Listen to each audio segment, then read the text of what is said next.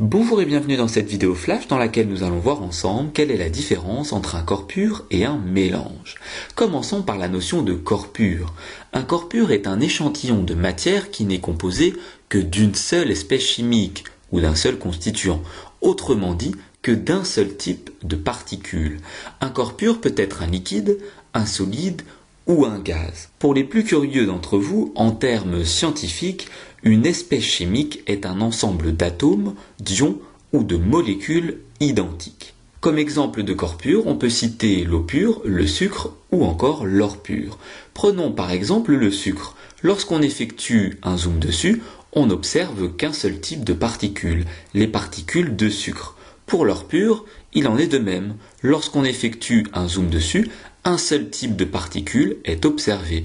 Il s'agit des particules d'or. Pour information, la pureté d'un bijou en or est définie par son nombre de carats. Ainsi, un bijou 24 carats n'est composé que d'or. Intéressons-nous maintenant à la notion de mélange. Un mélange est au contraire constitué de plusieurs espèces chimiques, c'est-à-dire de plusieurs constituants, donc de plusieurs types de particules.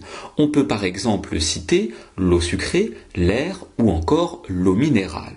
Intéressons-nous dans un premier temps à l'eau sucrée, c'est-à-dire à de l'eau mélangée par exemple à du sirop.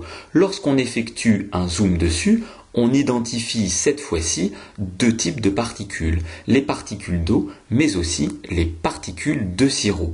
Il s'agit donc bien ici d'un mélange. Intéressons-nous maintenant à l'air qui est un mélange de gaz. Autrement dit, l'air est composé de plusieurs gaz. Il y aura donc plusieurs types de particules. Les particules du gaz A, du gaz B, mais aussi du gaz C, représentées par différentes couleurs. Enfin, l'eau minérale, comme son nom l'indique, est une eau dans laquelle il y a des minéraux. Ainsi, lorsqu'on effectue un zoom dessus, on pourra identifier d'une part les particules d'eau, mais aussi les particules minérales issues des différents minéraux. On a donc bien affaire à un mélange. Cette vidéo flash est maintenant terminée, j'espère qu'elle a été claire. N'hésitez pas à vous abonner à ma chaîne YouTube et je vous dis à très bientôt pour de nouvelles vidéos.